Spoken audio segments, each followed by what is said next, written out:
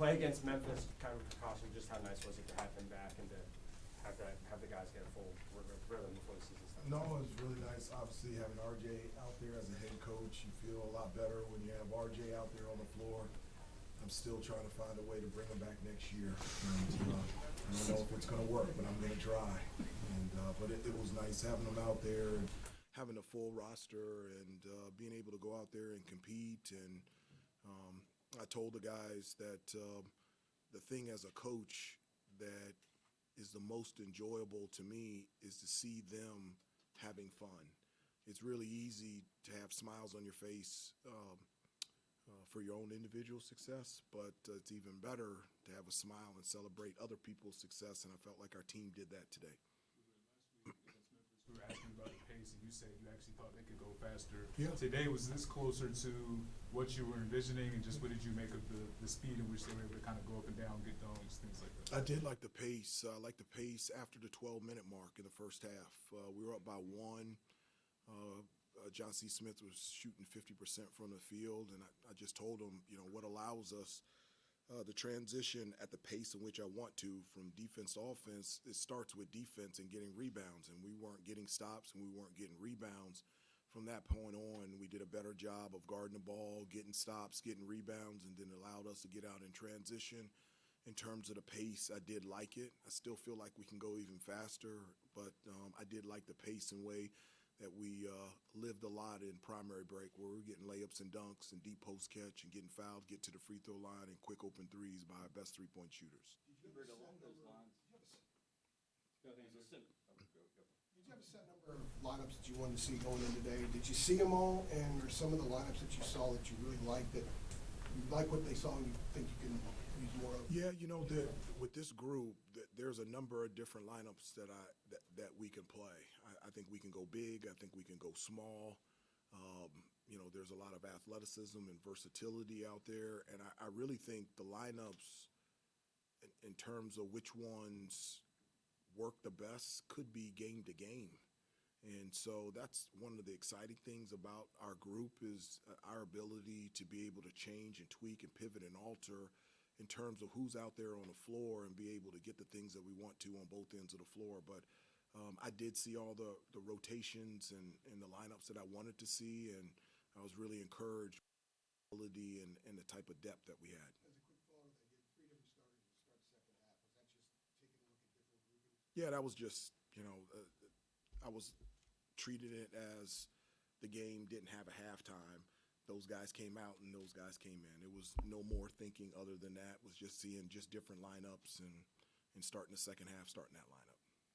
To piggyback off of that, Hubert, in terms of what we're talking about with the different lineups, when you have Elliott, RJ, and Seth out there as sort of a three-guard group, what kind of stress can they put on a defense in terms of the speed? I know they're not 6'6", but you know They're fast. Right, their attributes. Like what sort of stress do you think they could put on other teams? Well, you know, I've told you guys a number of times that I like as many playmakers out there on the floor as possible. And, you know, when you have guys like RJ, Elliott, and Seth out there on the floor, you can always get into your offense. You always have guys that can create a shot for themselves, but also for their teammates.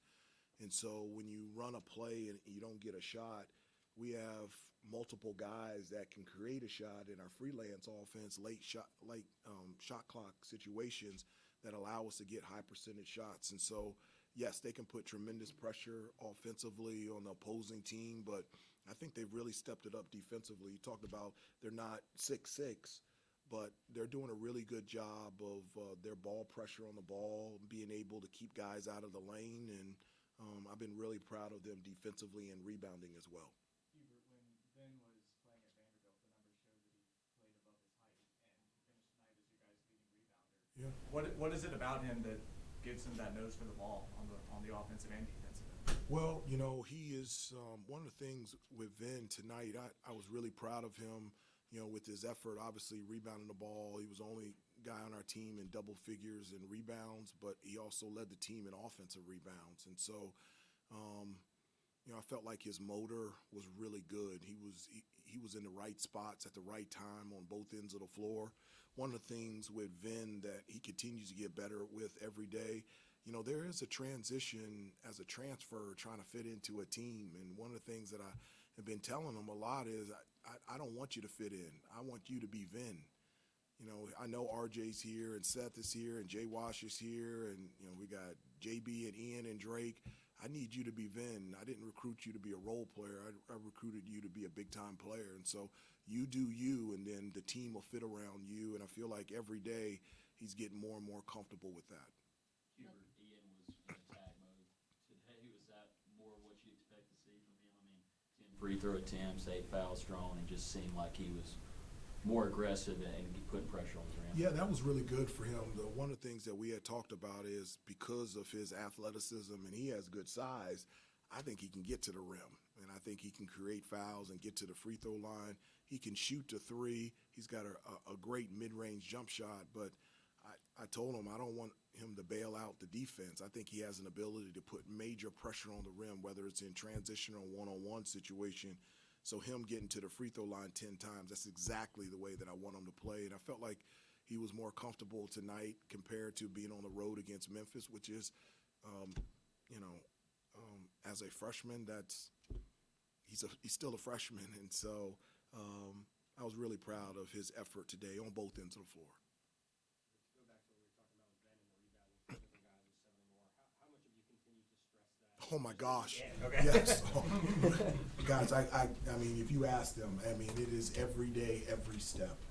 I keep telling them, you know, Armando and Harrison are not coming through that tunnel. Like, the number one determining factor for us in terms of the outcome is rebounding the basketball. We have consistently got to get our 3, 4, and 5 to the offensive glass, and we got to be a great rebounding team. It doesn't matter, we obviously it would be great if Armando and Harrison will still here, but it doesn't matter. Like, we have a group that can box out and rebound. We have the athleticism to be able to do it, and it's at the top of the list. And it's something that is communicated through them every time out, all throughout the game, every practice, and on off days. Are you satisfied with the strides they're making? I am. I really am. And I told them that I rarely use stats, but I use stats to confirm what I already know. And so just talking to them about defense and rebounding and confirming how that translates to us being able to get out in transition on the offensive end and how it benefits them. And I tell them this all the time. I said, I told them this in recruiting, and I tell them this now. I'll never ask you to do anything that's a benefit for the team that's not a benefit for you personally. So rebounding the basketball is a benefit for you, but it's also a benefit for the team. And as a coach, that's the only thing that I ask for. Seth was just talking about when he's the three, he's got to hit the glass, Yes. the offensive glass. Yeah. How effective an offensive rebounder and weak side rebounder do you think he can be? I think he can be a great offensive rebounder. I mean, his athleticism, his ability to crash the boards, I think can be a huge benefit for us. It is tough going because you have different responsibilities. You know, the 3, 4, and 5 get to the offensive glass, but the 1 and 2 have defensive balance, have to get back. And so going throughout the game, a lot of times, you're not thinking, am I the 2 or the 3? And I think he's getting more comfortable with that every day. But I think he can be a great offensive rebounder, and that's why I want him to go to the glass. He was that in high school. I think he can be even better here at college. Take a couple more. When it comes to Drake was another one that kind of seemed more comfortable, more aggressive compared to obviously that Memphis game last week. We talked about his versatility in the offseason as well, but what was it like seeing him kind of show that, throughout the course of the game? I know it's an exhibition, but throughout the course of a quote-unquote real game. Yeah, it was. I mean, I thought he was, good against Memphis as well, and his length and athleticism and defensive instincts are elite. I mean, just on the ball, off the ball, he can cover up a number of mistakes, and that block at the end, I've seen that a number of times. Getting a block and just catching it in the air, and so. And then on the offensive end, his ability to shoot and attack the basket, he can even post up. And as talented as he is, and all of our freshmen are, they're still freshmen, and so they're still learning. And every day they're growing. And the best thing about Drake, Ian, and JB, every day after practice, they come to me individually every day and say, "How can I get better? how can I improve? So you bring that type of talent and you combine it with a positioning of listening and learning, that's exactly what you want from young players. Last one, Lewis. Hubert, one thing that, talking with Elliot and Seth about the front court, just the space that's there now compared to even the last year with Armando. How have you seen this team kind of grow to adjust to that spacing now that you have a couple of exhibitions under your belt? Yeah, you know, our bigs in terms of Jay Wash and Vin and JB, especially especially Vin and Jay Wash, their ability to be able to make plays on the perimeter really gives us a different look. You know, they can handle the ball, they can pass, they can shoot from three. And, you know, everyone talks about spacing. You can space everybody in four corners and put one guy at half court. If they can't shoot, there's no spacing. And so in these lineups, we've got multiple guys that can knock down threes and putting teams in closeout positions. We can put the ball on the floor. And our goal is always to attack the basket through post or penetration. We'll just have to do it maybe a little bit differently as opposed to having Armando down low on the block and being able to throw the ball to him. Thank you, Coach. Thanks, Okay, everybody. thanks a lot, guys. Thank you. You didn't say it Wednesday.